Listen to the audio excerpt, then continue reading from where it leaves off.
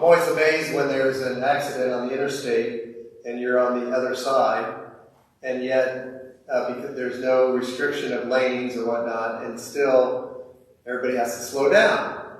They get to see what happened. We're fascinated in some ways by seeing this tragedy that's happened. And we call it rubbernecking. Because you have to slow down and turn and look. We see today in our first reading a scathing assessment of the people, and one of the words that's used is that they are stiff-necked. Stiff-necked in the sense that they're not able to move their head around very easily. Stiff-necked in the sense of only looking at things one way and not being open to all kinds of other goodness around us. We have today the example of Perpetua and Felicity. A little bit more known than many of the early martyrs because we do have a bit of first-hand accounts of their experience in prison and then other witness accounts of their martyrdom.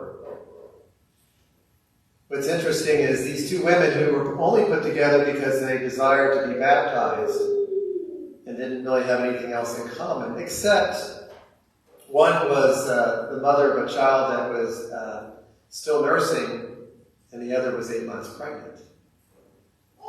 And that when we look closer at their lives and see how they faced their death courageously and would not turn away even though they were exhorted by their family and knew that they would leave these children behind. The one child was born right before for the martyrdom. And we see the lives of the martyrs, and we say, wow, they must have had a deep faith, deeper than I would ever have. And so we look away. See, we always look at the accidents, but we're afraid to look at the goodness around us, especially the good examples of the saints, because they challenge our own stiff-neckedness. They make us look at life in a different way. They make us look at ourselves and say, do I really believe in Jesus in that sense? Is it so transforming for me, this life of faith, the new life of His grace, that nothing else would matter, and I would rather give my life than to live for anything else? I think Lent, it reminds us that dying and rising of Jesus in our own life is, the answer to the question is, if it's not Jesus, whatever it is in our lives that we cling to, that's what we're dying for.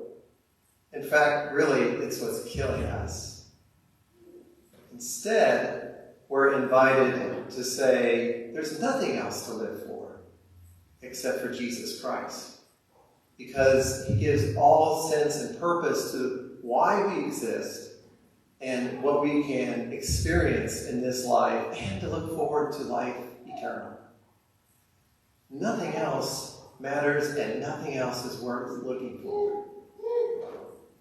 So our invitation this Lenten season, and certainly the invitation of the martyrs, is where are we looking? And how flexible are our necks? And are we willing to get a little more flexible in seeing Christ and His grace around us?